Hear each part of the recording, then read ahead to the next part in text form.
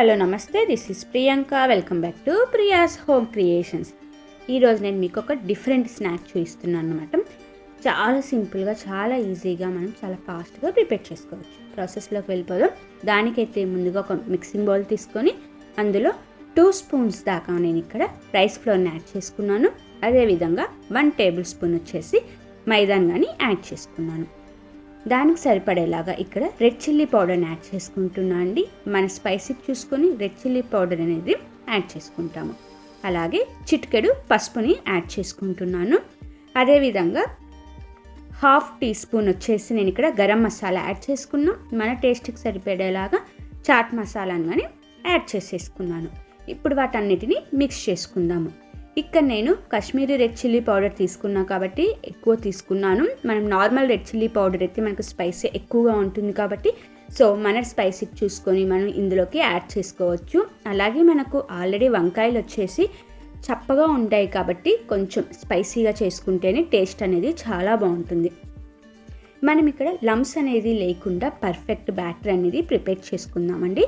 అలా లమ్స్ అనేది లేకుండా పర్ఫెక్ట్గా బ్యాటర్ ప్రిపేర్ చేసుకుంటేనే మనం వంకాయలకు కోట్ చేసుకోవడానికి కానీ చాలా పర్ఫెక్ట్గా వస్తుంది. లమ్స్ ఉంటే ఏమవుతుందంటే వంకాయకి అక్కడక్కడ ఆ లమ్స్ అనేది అలానే ఉండి తినేటప్పుడు మనకు ఆ బ్యాటర్ అనేది తగులుతుందన్నమాట. సో అందుకోసం లమ్స్ లేకుండా పర్ఫెక్ట్గా దీనిని మిక్స్ చేసేసుకుందాం.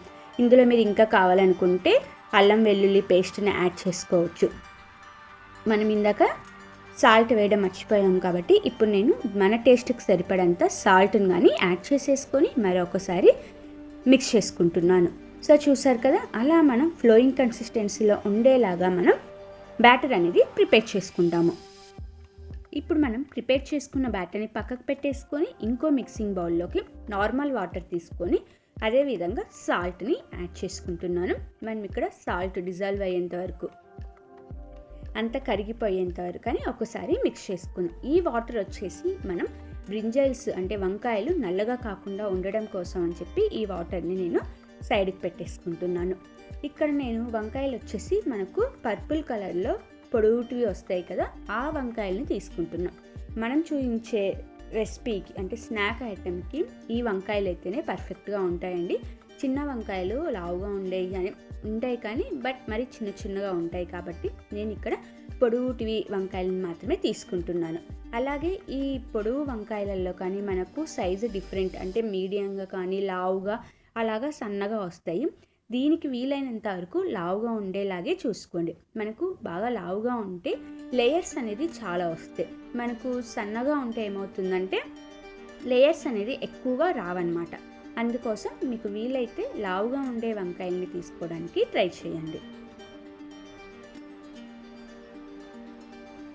సో చూసారు కదా, అలా మనం తీసుకున్న వంకాయకి పైన మొత్తం పీల్ చేసేసుకున్న తర్వాత నేను చూపించినట్టు మీకు వీలైనంత వరకు లేయర్స్ అనేది కట్ చేసుకోండి.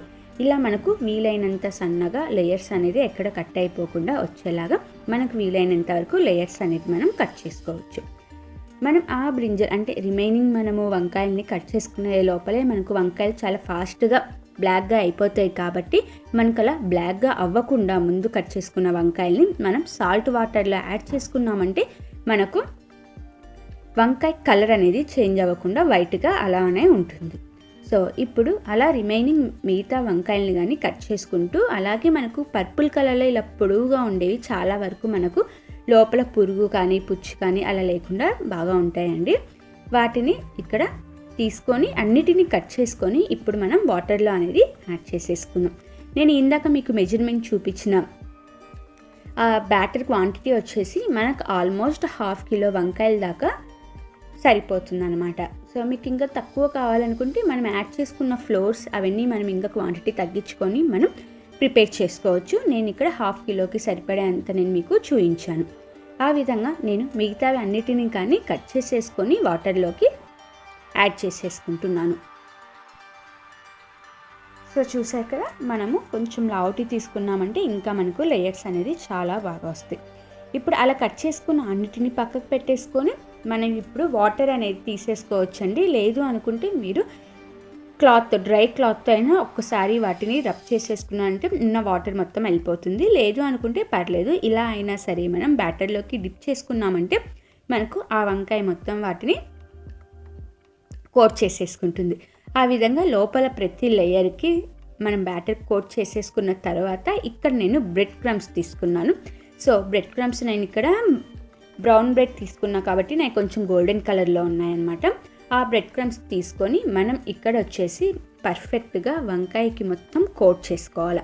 మనకు బ్యాటర్ ఎక్కడెక్కడ తగిలింది అలాగే మనం లోపల లేయర్స్కి కానీ మొత్తం అలా బాగా కోట్ చేసుకున్నామంటే మనం తినేటప్పుడు కానీ పైన క్రంచీగా అలాగే లోపల సాఫ్ట్గా ఉంటాయి.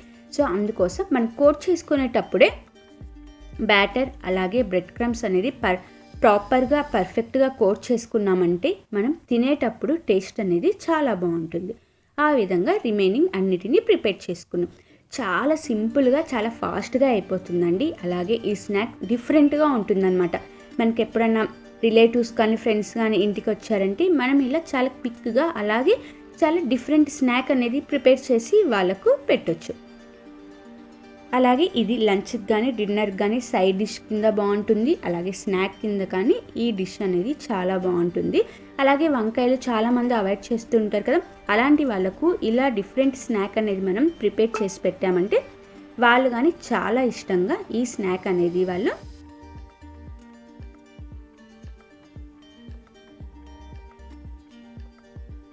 తింటారనమాట.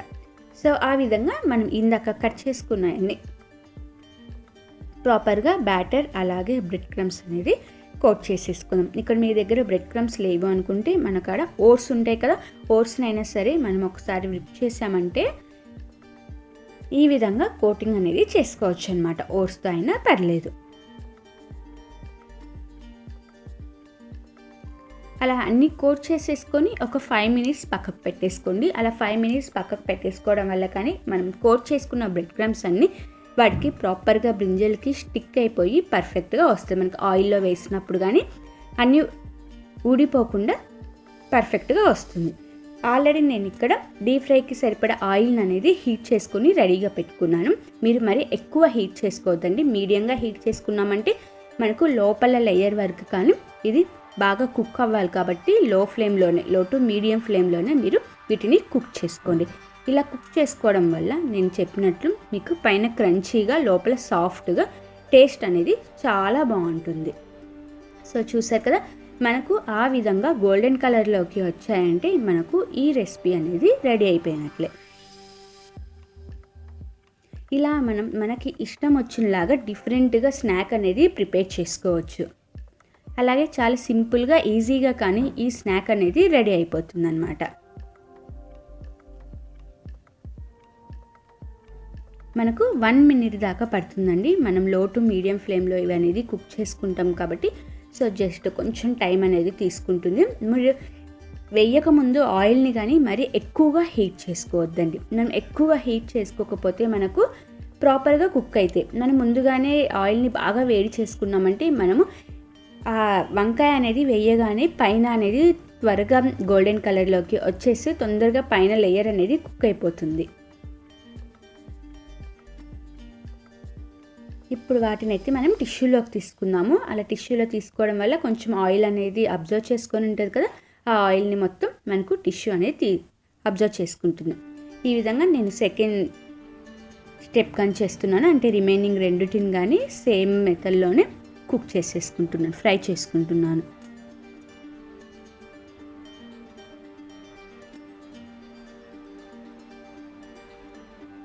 సో ఆ విధంగా నేను అన్నిటినీ ఫ్రై చేసేసుకున్నాను. చూడ్డానికి మనకు ఎమ్మీగా క్రంచీగా మనకు బ్రింజల్తో స్నాక్ అనేది రెడీ అయిపోయింది.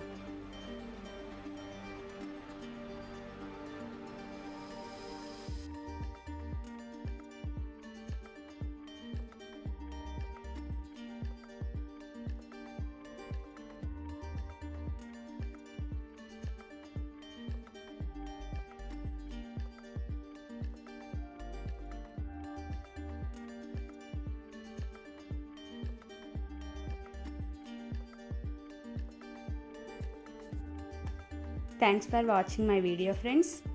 లైక్ చేయండి, కామెంట్ చేయండి, అలాగే షేర్ చేయండి, సబ్స్క్రైబ్ చేయండి. పక్కనే బెల్ ఐకాన్ ఉంటుంది, అది క్లిక్ చేశారంటే నేను చేసే ప్రతి వీడియో మీకు వచ్చేస్తుంది.